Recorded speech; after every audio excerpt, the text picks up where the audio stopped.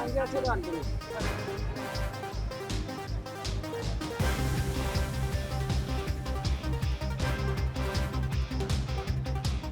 যমুনা নৈৰ পানী কমাৰ লগে লগে বৃদ্ধি পাইছে ব্যাপক হাৰত গৰাখহনীয়া। আৰু মই বৰ্তমান উপস্থিত আছো ডবকাৰ যমুনা মৌদাঙ্গা কৃষিপাম অঞ্চলত। আৰু এই কৃষিপাম অঞ্চলত গৰাখহনীয়াই এক ভয়াৱহ ৰূপ লোৱা দেখা গৈছে। মোৰ সহযোগী চাহাবুদ্দিনক সেই পৰিৱেশটো দেখুৱাবলৈ অনুৰোধ জনাম। এয়া হৈছে ডবকাৰ যমুনা মৌদাঙ্গা কৃষিপাম অঞ্চলৰ দৃশ্য। আৰু ইতিমধ্যে নিশ্চয় আমাৰ NK TV দৰ্শকে সেই দৃশ্য দেখিলে অনুমান কৰিব পাৰিব যে কিদৰে এই অঞ্চলত ব্যাপক গৰাখহনীয়া এক ভয়াৱহ ৰূপ লোৱা দেখা গৈছে। আৰু ইতিমধ্যে গৰাখহনীয়াৰ ফলত ইয়াত 30 বছৰ পূৰ্বে যিটো জলসিঞ্চন বিভাগৰ ফালৰ পৰা যমুনা নৈৰ পাৰত মথাউৰি নিৰ্মাণ কৰা হৈছিল, সেই মথাউৰিটো প্ৰায় আধালৈকে খহাই পেলোৱা পৰিলক্ষিত হৈছে। আৰু এইদৰে এই যি ব্যাপক হাৰত গৰাখহনীয়া হৈছে, এই গৰাখহনীয়াক লৈ পেলাই এই অঞ্চলৰ ৰাইজ চিন্তিত হৈ পৰা দেখা গৈছে।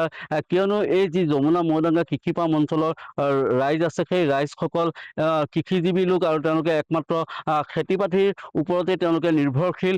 আৰু যিহেতুকে দেখা গৈছে যে এই যি অঞ্চলটো ৰক্ষাৰ বাবে যিটো 30 বছৰৰ পূৰ্বে নিৰ্মাণ কৰা মাথাউৰিটো এইদৰে যমুনা নৈৰ গৰাখহনীয়াৰ ফলত খহি যাবলৈ ধৰিছে। আৰু তেওঁলোকে আতংকিত হৈ পৰিছে যে এইদৰে যদি গৰাখহনীয়া অব্যাহত থাকে তেতিয়া মাথাউৰিটো এক প্ৰকাৰ নিচ্ছিন্ন হৈ যাব। আৰু নিচ্ছিন্ন হৈ যোৱাৰ ফলত এই অঞ্চলত যিসকল কৃষিজীৱী ৰাইজ আছে, সেই ৰাইজৰ যি খেতি বাতি আছে, সেই খেতি বাতিসমূহ নষ্ট হোৱাৰ আশংকা কৰা হৈছে।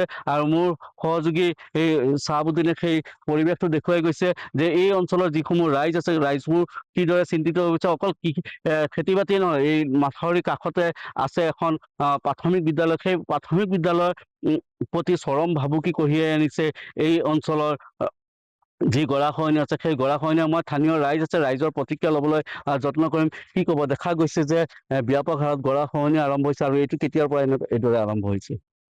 NK TVৰ জৰিয়তে আমি ক'ব বিচাৰিছো যে চাওক, আজি 30-35 বছৰৰ পৰা মাথাউৰিখন হৈছে, আজিলৈকে কোনো নিৰ্মাণ হোৱা নাই, ৰিপেয়াৰিং হোৱা নাই। আৰু আমি আমাৰ স্থায়ী MLA ৰ জৰিয়তে যে এইটো এটা ক'ব বিচাৰিছো যে জলসিঞ্চন বিভাগৰ লগত জড়িত কৰি পেলাই ইমিডিয়েটলি আমাৰ এইটো কৰিব লাগে। নহ'লে এইফালে আমাৰ LP স্কুল আছে আৰু আমাৰ মাটি মানে কমচে কম 2000-2500 বিঘাৰ মাটি কৃষি মানুহ একদম বৰবাদ হৈ যাব।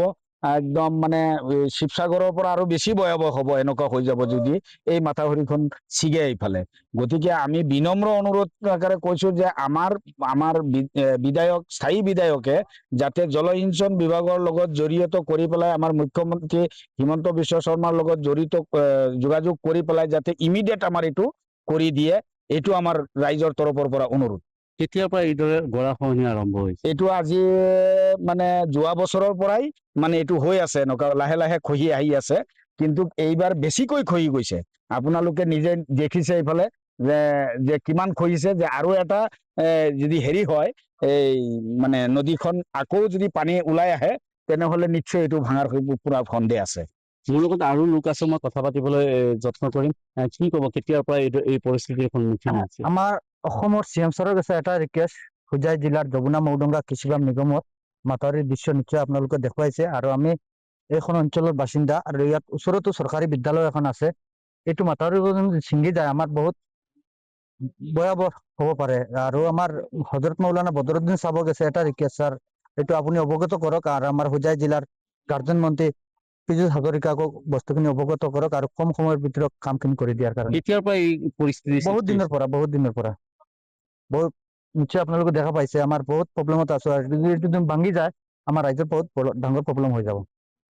এয়া আছিলে যিসকল স্থানীয় গঞা ৰাইজ আছিলে, সেই গঞা ৰাইজৰ প্ৰতিক্ৰিয়া। আৰু ইতিমধ্যে তেওঁলোকে উল্লেখ কৰিছে যে যোৱা এটা বছৰ ধৰি এইদৰে খহনীয়াৰ কবলত পৰিছে। যদি এইবাৰ যিহেতুকে এই নদীত কিছুদিন পূৰ্বে যথেষ্ট পানী আছিলে, আৰু পানী থকাৰ ফলত বিভিন্ন অঞ্চল প্লাবিত হৈছিলে। আৰু পানী কমাৰ পিছতে এইদৰে গৰাখহনীয়া হোৱা দেখা গৈছে। আৰু তেওঁলোকে এটাই দাবী উত্থাপন কৰিছে যে সমগ্ৰ বিষয়টো অসম চৰকাৰে যি বান নিয়ন্ত্ৰণ বিভাগ আছে, সেই বান নিয়ন্ত্ৰণ বিভাগৰ লগতে জলসিঞ্চন বিভাগে গুৰুত্ব সহকাৰে লৈ এই মাথাউৰিটো পুনৰ নিৰ্মাণ বা মেৰামতিৰ ব্যৱস্থা কৰি দিবলৈ তেওঁলোকে দাবী উত্থাপন কৰিছে।